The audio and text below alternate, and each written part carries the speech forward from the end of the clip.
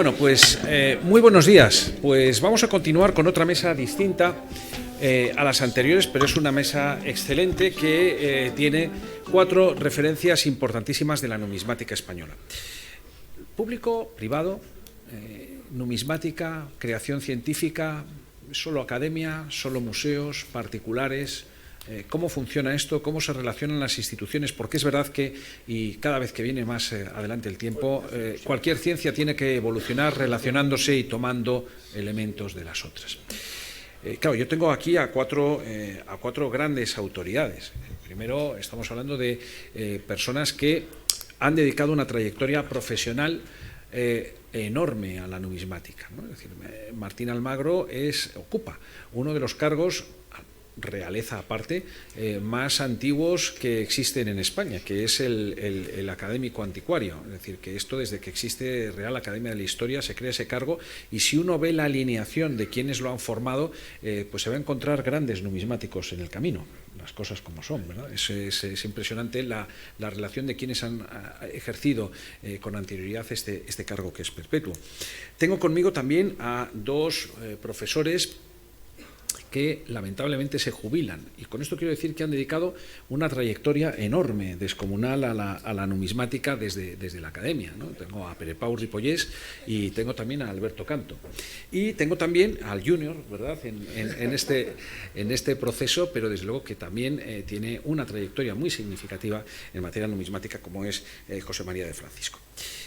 Voy a dar primero la palabra a Martín Almagro. Yo ya les he transmitido que yo funciono como un árbitro de fútbol. Para favorecer un debate voy a dar 15 minutos e iré sacando la tarjeta amarilla y la tarjeta roja, retiraré el micrófono y eso todo el mundo lo entiende, ¿eh? Entonces, Martín, por favor. Muy bien, pues muchas gracias por la introducción, por los elogios colectivos, que siempre son de agradecer. Yo quiero aprovechar también para felicitar al presidente de la mesa y sobre todo a los organizadores de este evento, tan bien organizado, tan hospitalario y al mismo tiempo tan eficaz. Es un modelo a seguir. Y paso a hablar un poco de reflexiones de la numismática y el coleccionismo. Lo primero que me vino a la cabeza cuando me comentaron que tenía que decir algo en unas palabras aquí, es que yo desde pequeño he tenido colección de sellos, cosa normal. Pero lo que recuerdo, y todavía podría llevarles al rastro y decir dónde estaba la vitrina, donde había un denario de Cnaevio Balbo, que me compró mi padre por 90 pesetas el día que aprobé el ingreso.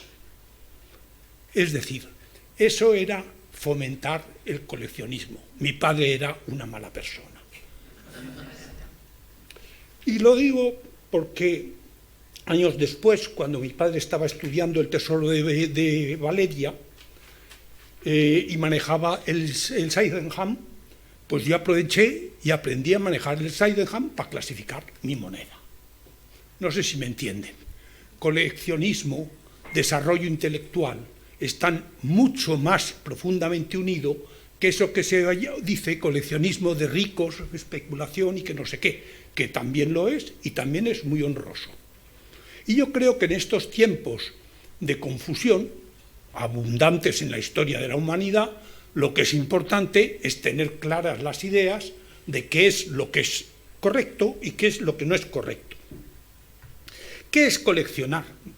Pues he ido a Google, a la Wikipedia, y he visto que el coleccionar decía que era reunir, conservar, ordenar y mostrar. Lo de mostrar no estoy seguro, pero reunir, conservar y ordenar todo tipo de objetos. Se pueden clasificar chapas de botella, se pueden clasificar conchas, qué colecciones más bonitas se pueden hacer de niño en la playa, y se pueden y se tiene tiempo y dinero, se pueden coleccionar rubíes de más de 200 quilates. Eso ya depende de los gustos. Pero lo importante es que coleccionar es una cosa muy profunda, que normalmente no reflexionamos en ello, y es mejor.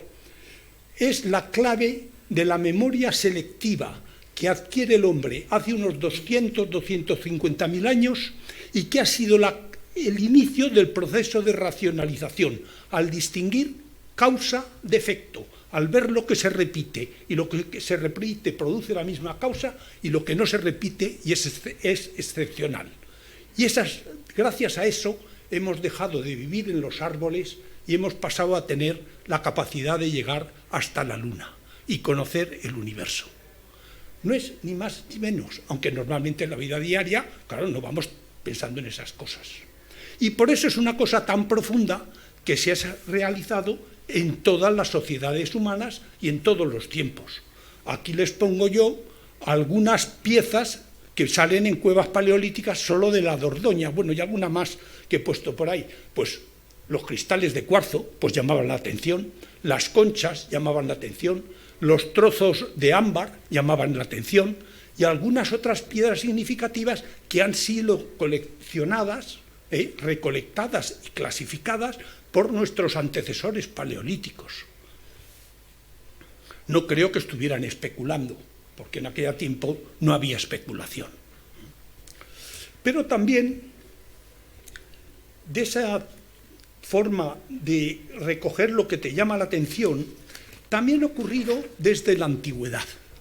Es, por ejemplo, interesante como un amigo que tenía en Medellín me dice, mira, tengo una moneda, no es una moneda, es una imitación de una moneda de Alejandro. Es decir, ya las monedas en la antigüedad producían tal atractivo, las que tenían particular interés, que eran incluso no falsificadas, copiadas como amuleto. Y esto es una pieza, no sé si ni siquiera si la tienes, si no ya te la pasaré, previo pago de €1.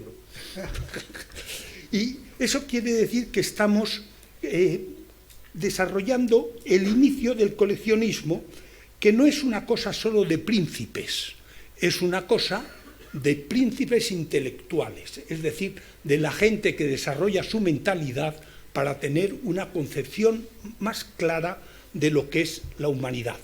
Es cierto que desde el Renacimiento, sobre todo, esto pasa a ser colecciones de la gente que tenía más capacidad, que eran los humanistas, y los príncipes, por imitación de los humanistas, para tener el prestigio que daba el conocimiento. Porque el mundo clásico, que es el modelo en la historia de la humanidad, porque es el momento en que la humanidad más se ha desarrollado, hace que el conseguir el conocimiento lleva a la sabiduría. El conseguir el bien estético lleva al arte. Y el conseguir el bien ético lleva a la moralidad.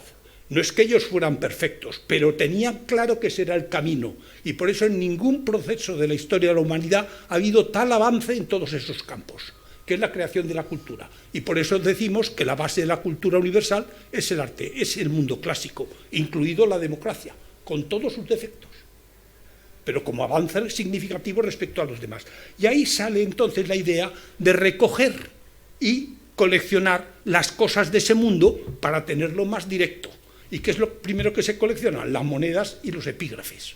Y entonces surgen las monedas de los príncipes, sobre todo de los humanistas, que iban por delante de los príncipes. Luego eso pasa a la sociedad burguesa, en el siglo XVIII, XIX, y luego ha acabado hoy día democratizándose, más bien diríamos un fenómeno de isonomía, más que ojalá fuera de auténtica democracia, que son los coleccionistas actuales, que supongo que serán la mayor parte de los que están aguantando lo que estoy diciendo ahora. Y, por tanto, cuando oigo que hay un problema entre el patrimonio y el coleccionismo personal y el patrimonio cultural, me hierve la sangre, porque es un puro sofisma de ignorantes. Lo digo así. Y eso no quiere decir que no tenga dimensión de patrimonio cultural la numismática. Sí, la pequeña moneda, esta que estoy enseñando, forma parte del patrimonio universal, no solo español, universal, esté en la mano de quien esté. Pero el patrimonio que está en los museos, en las colecciones públicas, en las colecciones privadas, son complementarios. Lo que hay que hacer es juntar todas las cartas para tener la escalera de color, como has hecho tú, por ejemplo, recogiendo las monedas. Eso es verdadero patrimonio. Lo otro, no nos confundamos, y creo que tenemos derecho en democracia a hablar con claridad, eso es inventos de burócratas normalmente tergiversando malas ideas políticas o ideas políticas mal mal asimiladas y que conducen a situaciones que no son positivas. El coleccionismo dio lugar a los gabinetes de antigüedades o los gabinetes de maravillas que se llamaban. A veces había, pues eso, desde un cocodrilo a una concha o a lo que fuera. Y dentro de eso también se recogían algunas antigüedades, ahí se pueden ver medallas y objetos que se fueron clasificando. En esa tradición, la península ibérica, España, también participó. Yo quiero hacer aquí una mención, para que no quede olvidado, Antonio Agustín, una de las grandes humanistas de la cultura española, de la cual estamos desculturizados. Y diría lo mismo de un personaje oscense, en un pueblo como Osca, bueno, había tenido, según las fuentes clásicas, una academia con Sertorio. Pero, en cualquier caso, que hace nada menos que el Museo de las Medallas Desconocidas de España. Es un predecesor de mi querido y admirado Pere Pau Ripollés. Y entonces, en esa tradición vienen también las colecciones reales. Sobre todo, al principio, en España lo traen los Borbones. Los Austrias se dedican más bien a la pintura y a otros campos. No es tesoro, cada uno tiene su gusto. Y son los Borbones los que empiezan a formar la gran colección de la Biblioteca Nacional, porque estaban copiando la Biblioteca Nacional de Francia, que todavía conserva su colección numismática, afortunadamente, y mientras que en España acabó pasando al Museo Arqueológico Nacional y ha sobrevivido hasta nuestros días con algún deterioro, alguno que se olvida, pero que hay que señalar, como el horrible robo de las monedas de oro en los años de la República, cuando presumen de que hicieron una gran política cultural. No ha habido un expolio del patrimonio jamás en la historia que yo conozca como el que ocurrió en el Museo Arqueológico Nacional. Y que no nos vengan a dar lecciones. No, por favor, no soy político y no soy hombre de derechas. Pero las cosas claras, soy arqueólogo. Si sale una moneda que es de César, es de época de César. Y si sale Diocleciano, es Diocleciano. Pero a veces no hablamos, y entonces esto no se sabe. De lo mismo que se había creado la Biblioteca del Palacio Real, por emulación, Felipe V casi ordenó a la Academia que formara su colección de monedas, lo que hizo el padre Panel, que era un jesuita ilustre, les dio las primeras colecciones y con esas colecciones empieza a formarse la colección del gabinete de la Academia. Compraron o encargaron modelos copiando los franceses, que todavía se conservan, son monumentos en sí mismos, con sus cajoncitos, y lo que es más interesante, el discurso y catálogo de las monedas de la Academia hecha por el primer anticuario, una persona mucho más ilustre que yo, pero que en 1763 hizo la lista de todas las monedas y por tanto le dieron esa plaza tan honrosa y tan divertida que es anticuario perpetuo. Yo solo tengo la duda de que los anteriores perpetuos no ha quedado ninguno, pero yo tengo la esperanza de que algún día se cumpla. Vamos. Y tenía su utilidad también, servía para hacer la propaganda dinástica. Pues es lógico, la colección de las monedas de España. Y decían cómo había que hacer los sellos y los grabados de la Casa de la Moneda. Pues es lógico, junto con la Academia de San Fernando, inspirándose en el mundo clásico, de que lo bueno tenía que ser también bello. Y entonces ahí pongo una lista, no da tiempo de verlo, de todas las personalidades que han participado y donado colecciones de monedas. Porque esto es muy interesante. Toda colección es como un río, recoge otros ríos y fluye. Y luego llega al mar y se dispersa. Y luego se vuelve a evaporar y vuelve a formar parte de los ríos. Y esa es la dinámica del coleccionismo, que es una cosa viva, interesante desde el punto de vista social, económico y también en sí mismo. Y ahí yo noto a faltar una historia del coleccionismo en España. Lo estaba ahora comentando, que es una cosa que tendríamos que coger porque forma parte muy interesante de nuestro patrimonio. Ahí expongo las colecciones principales que tiene el gabinete de la Academia. Algunas son antiguas y muy buenas, otras son más recientes, pero hay alguna pieza, pues a lo mejor de una sola moneda, pero muy significativa, como la que me regaló Jesús Vico. Lo digo aquí públicamente, no por hacer propaganda, sino por reconocer y agradecer en público lo que muchas veces hago en privado, Y también tengo que decir que esta es una colección que no es del Estado, no es privada, no me la puedo llevar a casa, no es del Estado, es de la Academia. Y por tanto, una de las piezas que tiene, que es casi una medalla, es un medallón, el disco de Teodosio, si me hacen una buena oferta, pues igual se llega a un buen acuerdo aquí. Es una...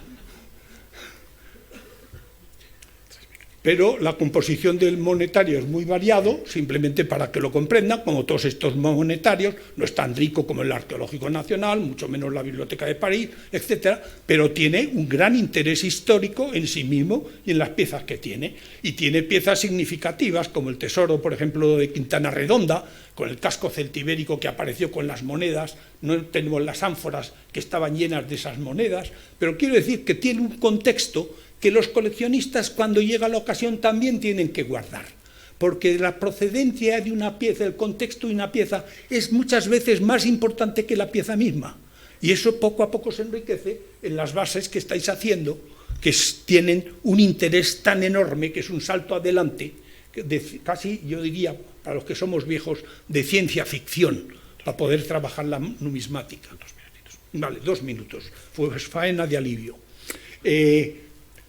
Quiero hablar también de la hermanita pobre de la numismática, y es lo más excelso de la numismática, que es la medallística. Hay también una colección de medallas en la Academia. La medallística es, por arte y por historia, lo más significativo de la numismática. No hay que perderla de vista, pero siempre está un poco como en segundo plano. Y luego, siempre que se pueda, las colecciones hay que publicarlas, porque ya he dicho que se forman, se deforman, se pierden, se conservan, pero lo que se escribe, decían los latinos, scripta manent, lo que está escrito permanece. La frase de Pilato, scripsi scriptum est, cuando le dijeron, te has confundido al decir que Jesucristo es rey de los judíos. Y dije, lo he escrito, está escrito, no se puede tocar. Era sagrado. Eso algo tendrían que aprender también los que hoy hacen las leyes. Y en ese sentido, se han publicado algunas muy buenas colecciones en España. Yo pongo un ejemplo, que es la de Vidal Cuadras. Termino ahora mismo.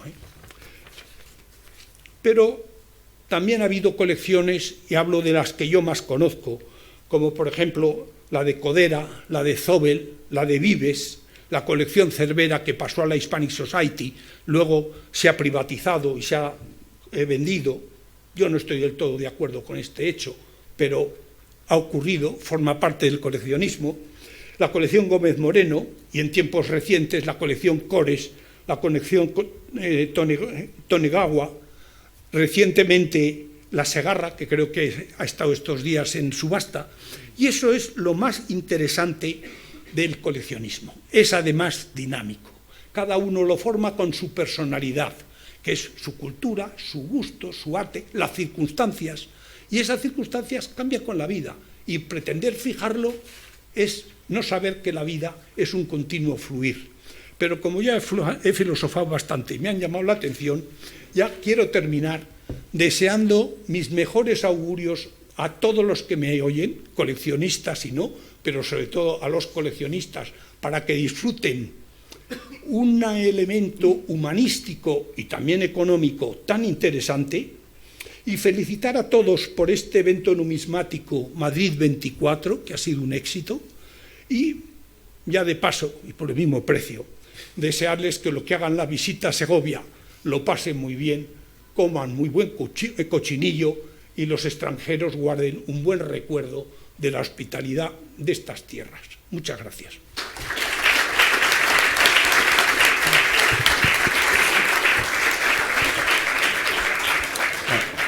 Muchísimas gracias. Veo que en esas publicaciones solo falta la moneda medieval y conozco algún voluntario para poder organizarla. Voy a pasar, haciendo uso del despotismo que me otorga la condición de presidente de la mesa, le voy a pasar la palabra a Francisco. Y adelante, por favor. Tengo yo aquí. Funciona, ¿no? Sí. Bueno, muchísimas gracias y bueno, después de don Martín veremos a ver qué tal sale esto. Gracias por haberme invitado al Junior que está aquí entre estos numismáticos consagrados Y yo voy a explicar un poco dos cosas. Cómo entra la numismática en la Universidad Española y cómo se estudia, y luego unas cosas concretas de unas colecciones que estudiamos o que yo creo que hay que hacer referencia, ya que don Martín ha hablado de los Borbones de un poquito antes, incluso con Antonio Agustín. En el siglo XVIII, como ya han explicado, la numismática es de personas concretas. Hay una persona que le interesa, puede escribir un libro, ese señor puede enseñar a otros, pero no hay un academicismo numismático. Para centrarnos en España hay que esperar a la creación de la famosísima, entre nuestro grupo de personas, Escuela Superior de Diplomática. Es verdad que con anterioridad en el Ateneo de Madrid se creó una cátedra de numismática, pero era en un sitio privado para los socios, etcétera, etcétera. Pero a partir de mediados del 19, cuando después de la desamortización, todos conocemos lo que pasó con los archivos, tal, no sé qué, pues se creó la Escuela Superior de Diplomática para dar salida, crear nuevos profesionales que pudieran ver toda la documentación que se incautó el Estado a través de la desamortización, que primero pasó a la Academia de la Historia y luego fue el germen del Archivo Histórico Nacional, como todos ustedes saben. Bueno, pues la Escuela Superior Diplomática, copiada de la École des Chartes francesa, fue sin duda el origen de toda la posterior producción normativa académica de la numismática, porque allí se explicaba, entre otras muchas cosas, un grupo de asignaturas específicamente de numismática, que iban desde el origen de la moneda hasta ese momento. Cuando la Escuela Superior Diplomática fue suprimida por el Estado, que es increíble, el decreto de supresión decía que era demasiado importante, que era más importante que las universidades que había y que por tanto que había que quitarla, y que todo lo que se estudiaba en la Escuela Superior de Diplomática pues debía pasar a las universidades. Es decir, murió de éxito. Bueno, no voy a comentar mucho de esto porque me enciendo. Pero claro, el problema del Estado es siempre el dinero, y entonces se decidió que las cátedras de la Escuela Superior de Diplomática pasaran a la Universidad Central de Madrid únicamente, y que a partir de ahí poco a poco fueran al resto de universidades españolas. Con lo cual, realmente, solo la cátedra, que era por entonces y sigue siendo de epigrafía y numismática, se creó en la Universidad Central de Madrid, que luego sería la Universidad Complutense. Y en la Universidad Complutense se ha mantenido ya estamos ya en el 125 aniversario, pues esto fue en el 1900, se ha mantenido el estudio de la numismática desde sus orígenes hasta la actualidad, siendo herederos de esa Escuela Superior de Diplomática. ¿Por qué digo esto? Porque tardó bastante tiempo en llegar al resto de las universidades españolas, pero como no había dinero suficiente, al final la numismática quedó incluida dentro de la arqueología. Y aquí tenemos a dos ejemplos, en la Autónoma y en Valencia, donde la moneda está realmente unida a la arqueología. No puede ser de otra manera. Los arqueólogos están encantados cada vez que les sale una moneda, porque es lo que les fecha las cosas o los tesoros o tal. Pero por eso el estudio de la moneda antigua en la academia ha sido mucho más importante que otros periodos. ¿Por qué? Porque ya digo que en la práctica totalidad de las universidades españolas, excepto en la Universidad Complutense, el estudio de la numismática va unido al estudio de la arqueología.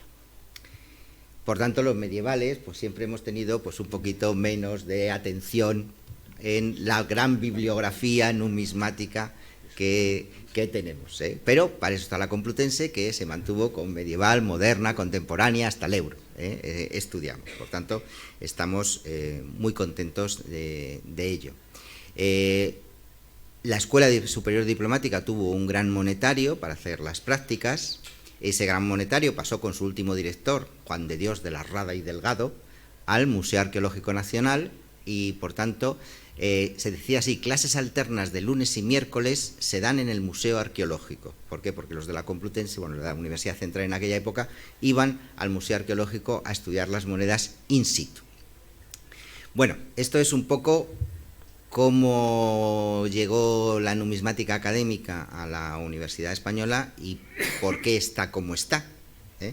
Somos un cuerpo a extinguir, porque con todas las reformas y la última boloñesa, pues yo no sé cuántos vamos a quedar en la universidad, dando específicamente numismática o cosas del mundo antiguo, cosas del mundo medieval, y dentro pues 2 clases sueltas de numismática. Bueno, a partir de aquí ahora quería comentar algo sobre el coleccionismo histórico. Ya se ha dicho algo aquí, pero yo me voy a centrar en un periodo de 2 siglos y medio, que es el que más hemos estudiado, y es justo el anterior al que ha comentado don Martín, de los Borbones.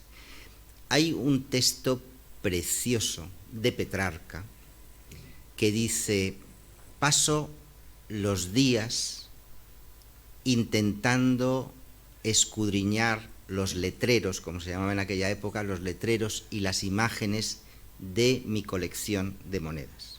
Petrarca coleccionaba moneda romana imperial, en Italia no es difícil, y consiguió hacer una colección importante, y en sus cartas dice cómo disfrutaba con ello. Pero junto al disfrute personal, él consideraba que, como se ha dicho, era también una cosa de emulación.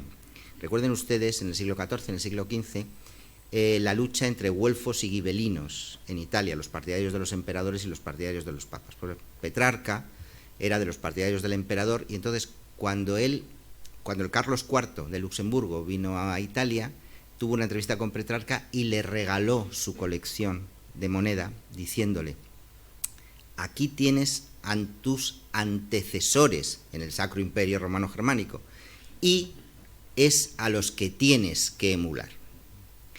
Por tanto, ese inicio, ese prehumanismo de Petrarca es el que va a abrir la gran época de las colecciones, como se ha dicho, de los humanistas italianos que se unen a los príncipes, papas, cardenales, etc. Pero me olvido ya de Italia y vengamos a España. En España es muy interesante, yo me refiero sobre todo a datos documentales, no soy arqueólogo, soy de documentación.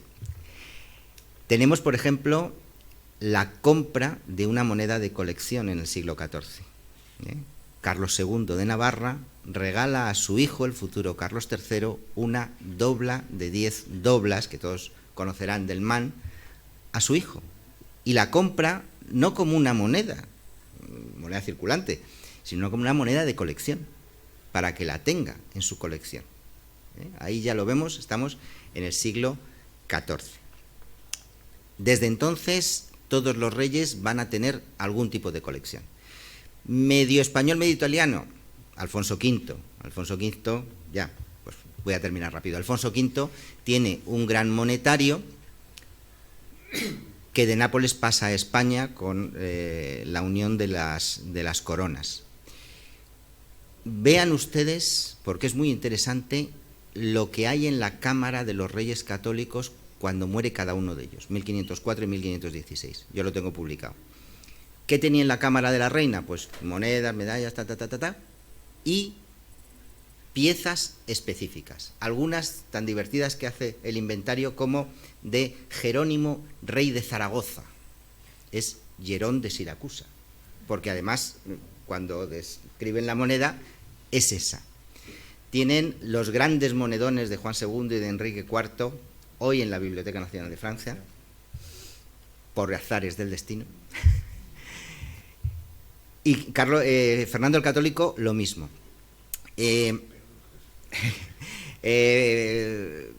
Los Austrias, es verdad que son más de medallas. Carlos V tenía un medallero en Yuste con las imágenes de toda su familia para recordarles de la emperatriz Isabel, de su madre, de su padre. Pero yo quiero terminar, porque si no, no vamos a seguir, con la educación de Felipe II.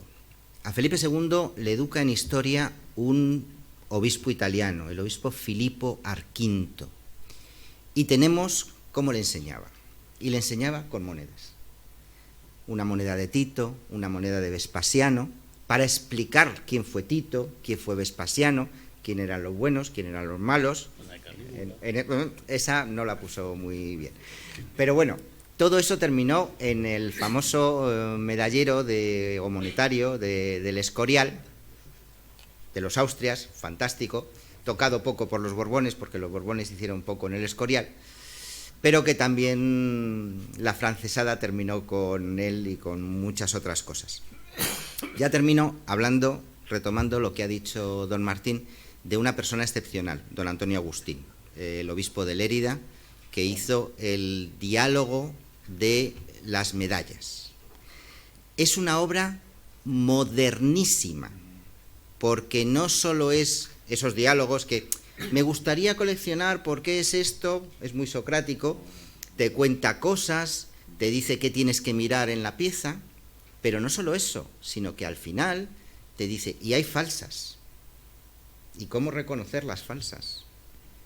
Y al final te pone bibliografía, un libro del siglo XVI que te dice, ¿y qué libros he utilizado para este diálogo? Este. Más moderno, imposible. Es verdad que él tuvo la suerte de que, como era obispo de Lérida, luego arzobispo de Tarragona, se creó su propia imprenta y Felipe Meil le hizo su libro. Su contemporáneo, don Martín de Aragón y Gurrea, que escribió, se carteaban entre ellos y escribió también su librito, pues hasta el siglo XX, con don José Ramón Mélida, no salió a la luz. Pero simplemente con esto ya termino. Quiero que vean cómo la numismática es, como se suele decir en otros sitios y se ha dicho en algunos, es algo más que dinero. Es la proyección del Estado, porque además es quien decide los tipos y las leyendas, qué quiero decir a mis ciudadanos y a los de otros países. Y eso es una foto fija de un momento concreto y ha llegado hasta nosotros. Y esas personas que lo coleccionan y lo cuentan ven como los fotogramas de una película, que son para emular, para hacer historia y para poder decir esto pasó en aquella época. Y por tanto, sin ese coleccionismo, pues muchísimas cosas no las habríamos conocido, y sin esa documentación ajena al coleccionismo, que también tienen que hacer, junto a las piezas, la documentación, pues no podríamos saber nuestra propia historia. Muchísimas gracias.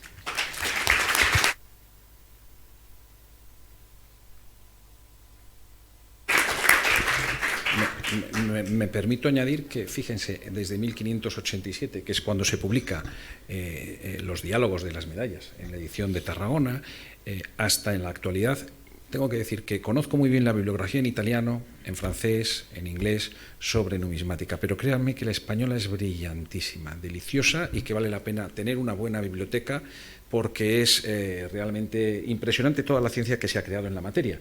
Pero bueno, voy a dar la palabra a Alberto Canto.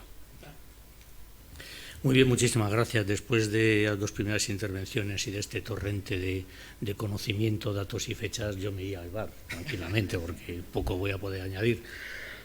Me uno a la felicitación a toda organización, a este magnífico evento y a esta magnífica idea también de intercambio de opiniones.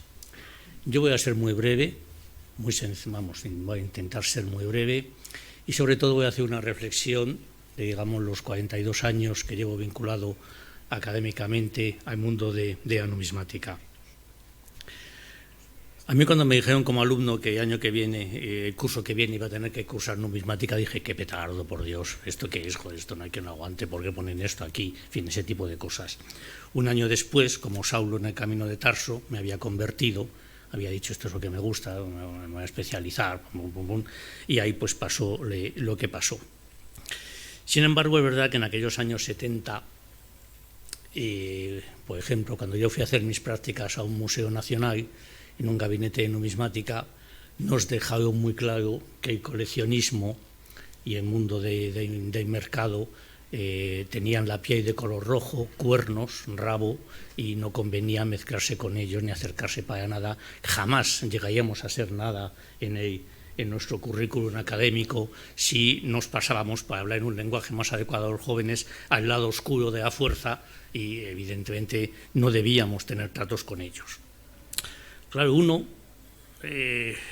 visitaba otros países, porque a veces hasta le daban becas y cosas de esas, y leía otras biografías y veía que algunos grandes maestros vivos como Philip Grierson era coleccionista, había tenido una gran colección, las tenía, las donaba o las pasaba a instituciones cuando no quería, digamos, competir con una institución, evidentemente.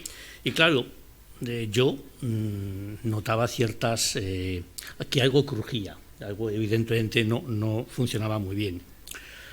Otra persona legendaria en el cuerpo de museos español, don Manuel Casamar, me dijo en una ocasión: desengáñate, Alberto, lo que yo he aprendido de pintura ha sido en las trastiendas de los comerciantes de Madrid y no en la universidad. Viniendo de don Manuel, es algo que uno debía aceptar. Ha sido un pope en la Junta de Adquisición y Valoración y Exportación de Obras de Arte. Entonces, claro, yo, pues evidentemente, fui cambiando. Es verdad que la universidad me ha enseñado mucho, me dio el método, soy arqueólogo, me ha puesto en relación con los materiales y hacer el análisis arqueológico de la numismática. Como muy bien ha dicho mi predecesor, los departamentos de arqueología han sido emblemáticos en el último medio siglo en el impulso de la numismática antigua y medieval, y eso pues también hay que considerarlo. Es verdad que uno se debatía, sobre todo cuando ha conocido el sistema inglés o el sistema alemán, uno se debatía entre esa dualidad, ese jano de dos bifronte entre lo que se hacía en este país, que evidentemente eran los más que tenemos, lo que veías que se podía hacer en otros países y los resultados científicos que aportaba.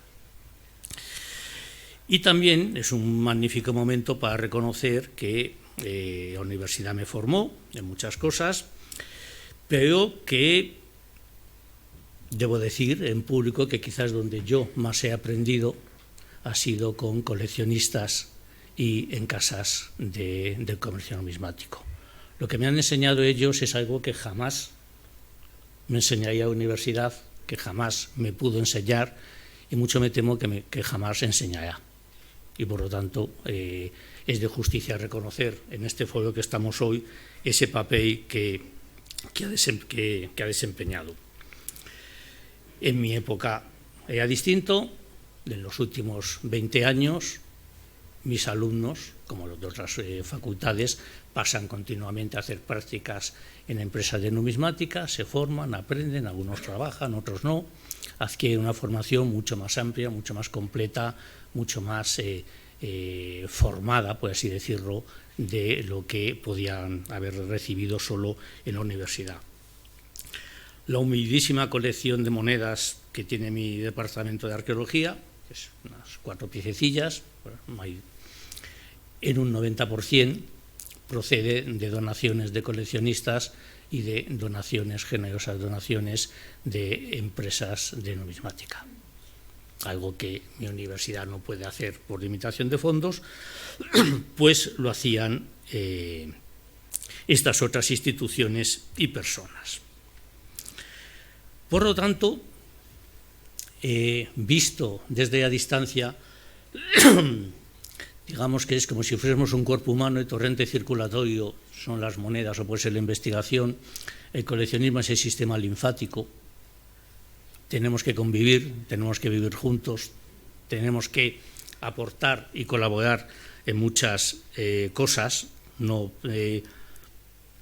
tiene sentido la polémica que había en épocas anteriores y sobre todo creo, como después de haberme, por circunstancias personales, haber trabajado en catalogando fondos de instituciones, fondos de museos, de fundaciones, estudiando fundaciones privadas, etcétera, evidentemente siempre de ese cúmulo, como muy bien decía don Martín Almagro, de ese cúmulo de torrentes, de ríos, el beneficio es mayor y por lo tanto nuestro conocimiento es mucho más completo.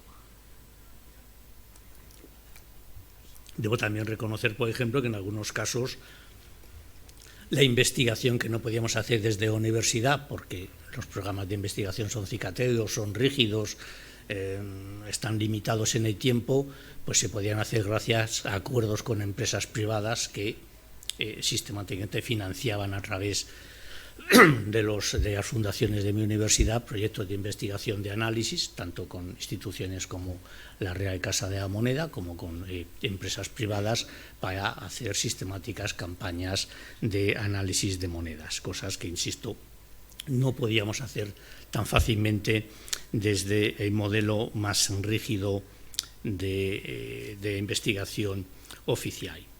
Por todo esto, insisto, mi experiencia en estos años ha sido que, evidentemente, ha cambiado mucho, que yo debo mucho tanto a coleccionistas privados como al sector del mercado, que me ha enseñado, insisto, mucho más de lo que yo podía haber, lo que yo aprendí en la universidad, y que la colaboración es absolutamente indispensable y necesaria. Como cierre, hace unos días me encontraba en el Kunsthalle, en el Kunstmuseum de Hamburgo, y pude ver una pequeña exposición sobre su colección numismática, pequeñita, humilde, que estaba siendo objeto de un proceso de digitalización, restauración, limpieza, gracias a la generosa financiación de una fundación privada, la Dogit and Alexander Otto Foundation.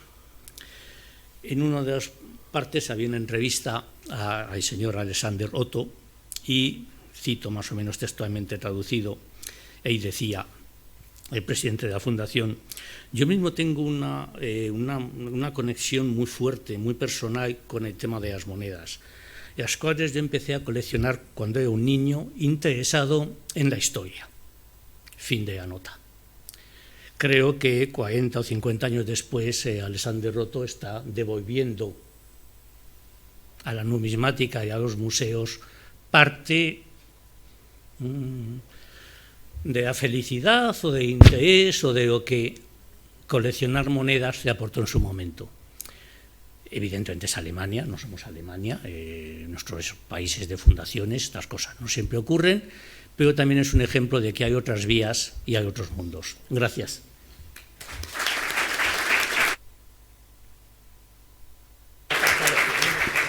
Muchas gracias, Alberto. Finalmente va a cerrar la mesa Pere Pau Ripollés, por favor. Muchas gracias y de nuevo mi agradecimiento y felicitaciones a la organización de este evento por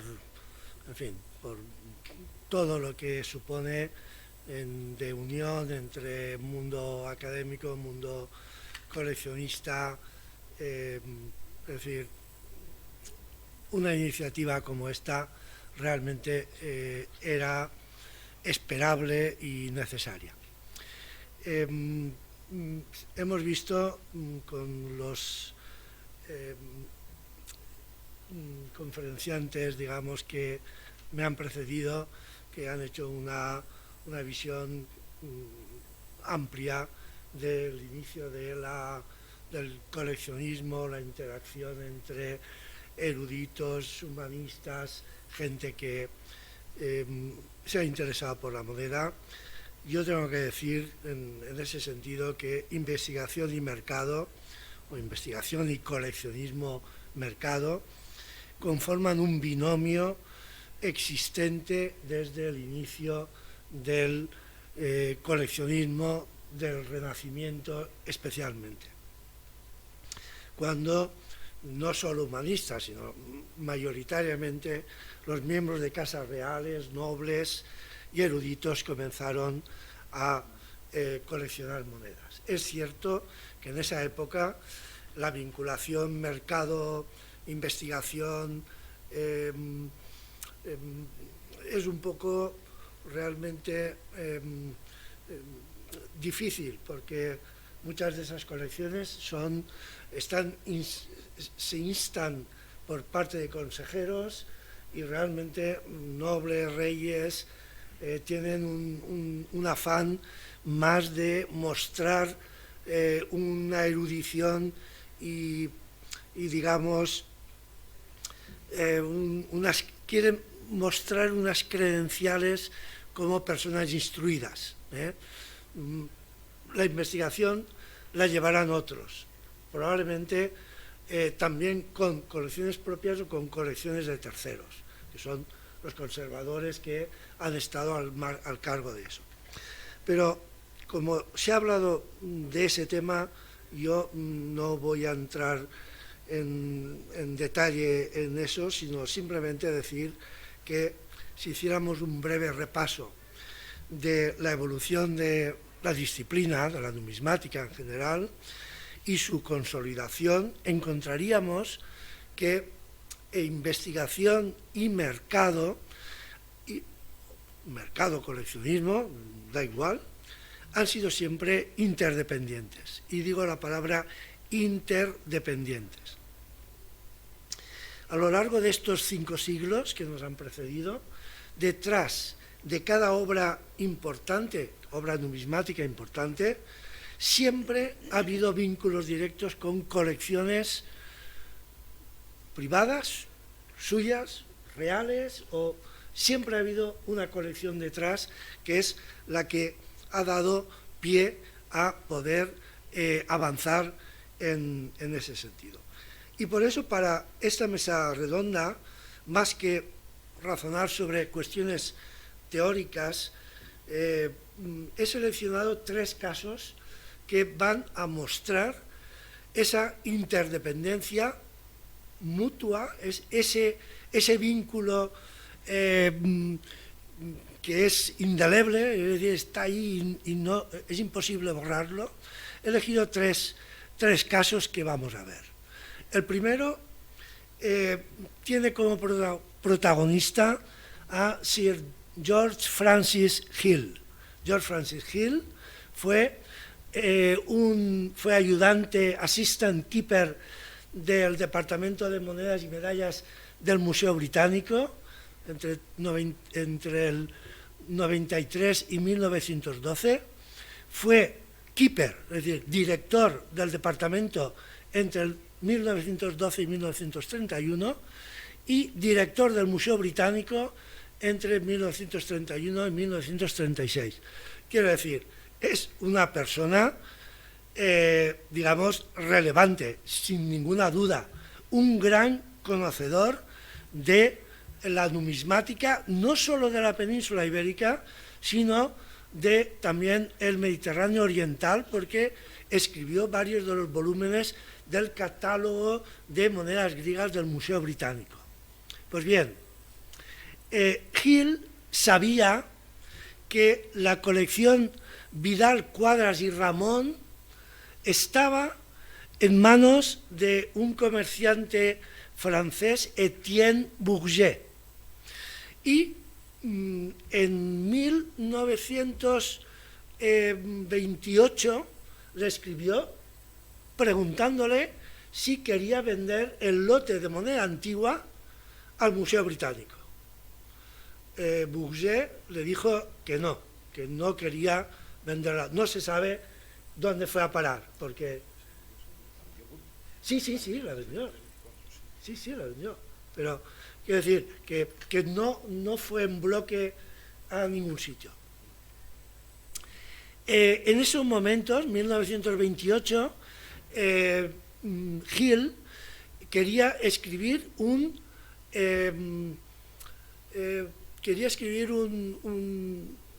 corpus de moneda antigua de la península ibérica, porque, en fin, pensaba que podía incluir materiales que no estaban en la obra de Vives, y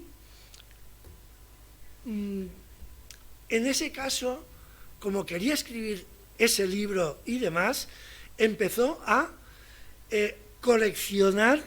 hacer una colección de vaciados de escayola de toda la moneda antigua de la península ibérica que había en todos los monetarios y colecciones privadas de la época. Colecciones inglesas, colecciones americanas, la colección Newell, por ejemplo, antes de entrar en la American Numismatic Society, ya la documentó. Y como Hill quería esas, Hill, que estaba formando esa colección de yesos que es de más de 3.000 monedas, que está en la colección del Museo Británico, es, después del Museo de Prehistoria de Valencia, es la colección de yesos más grande que hay en el mundo sobre moneda antigua. Como le dijo que no quería venderla, le pidió hacer improntas, vaciados de escayola, a lo cual Bourget accedió. Y los yesos de la colección de Vidal Quadras y Ramón están en el Museo Británico porque Hill fue a París y se dedicó a hacer los yesos de esas piezas y demás. Es decir, esto es diríamos, un bonito testimonio de una colaboración entre una persona relevante, director del Museo Británico, no cualquier persona, director del gabinete o del departamento, y el comercio. Se los quiere comprar, conexión directa, pero además un testimonio de que le pide pues documentarlas.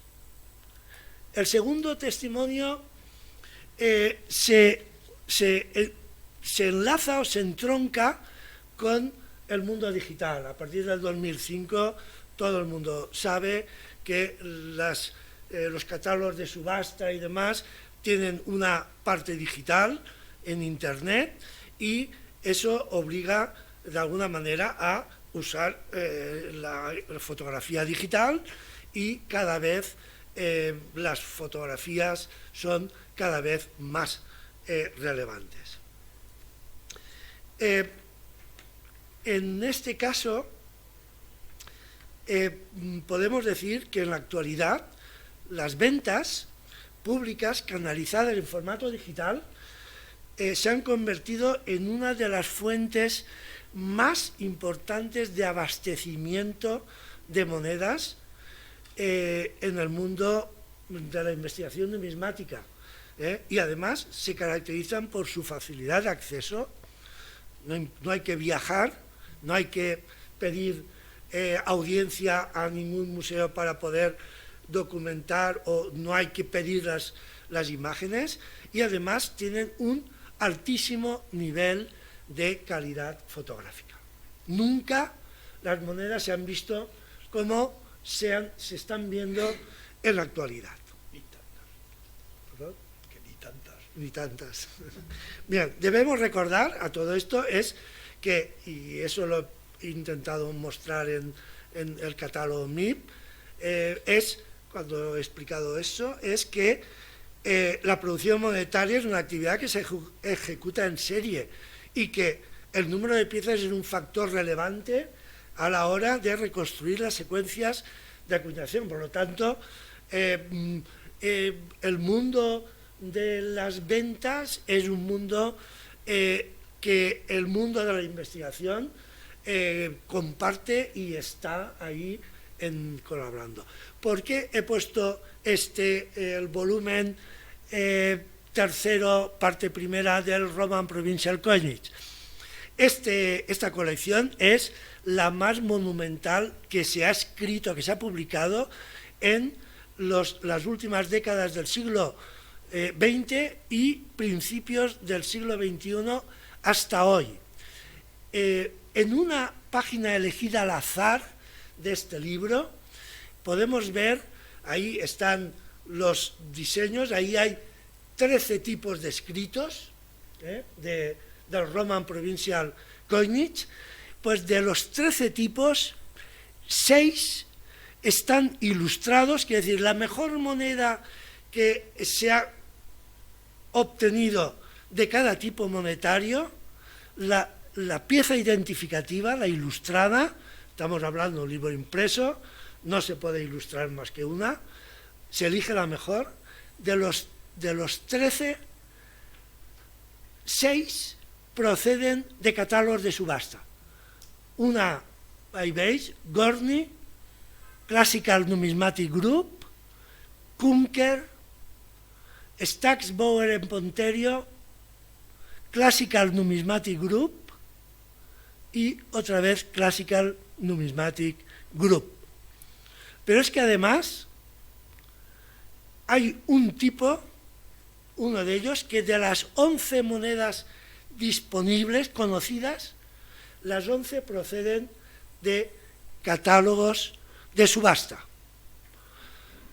Es evidente, es decir, el catálogo estaría, es que además hay una que solo se conoce por la pieza del catálogo de subasta.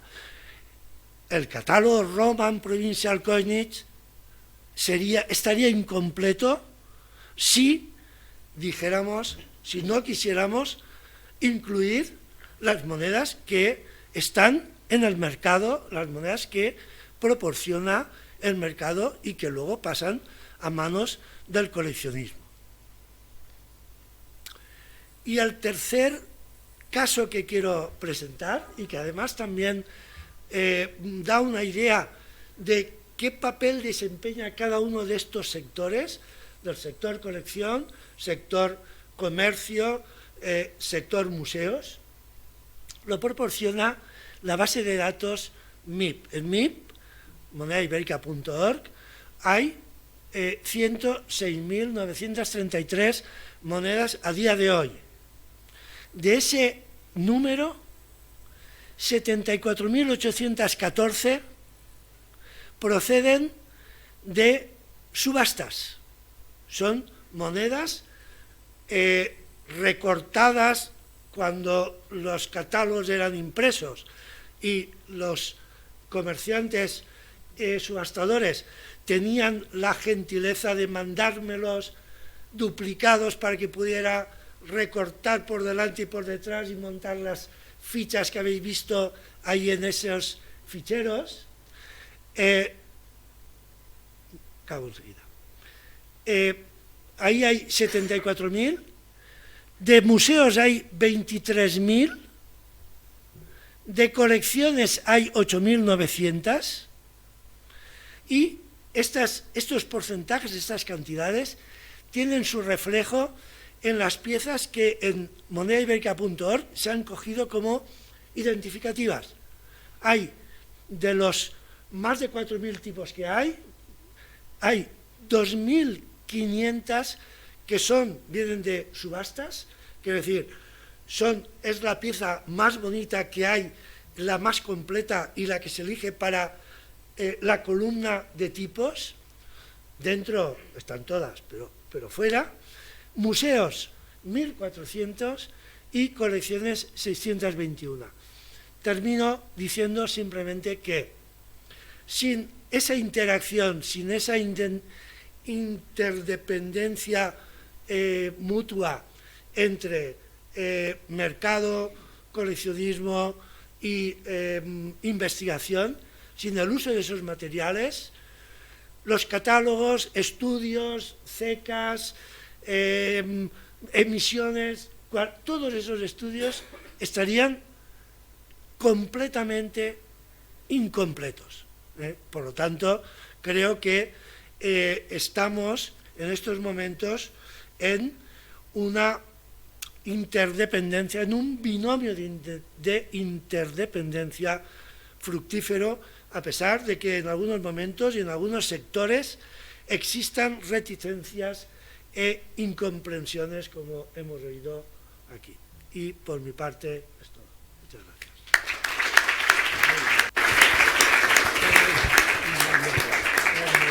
Creo que no es solamente una cuestión de agradecer, sino de felicitar y de felicitarnos, porque creo que hemos tenido una suma de erudición descomunal por parte de 4 grandes autoridades, autoridades por sí mismas. De verdad, muchísimas gracias a todos. Preguntas, por favor.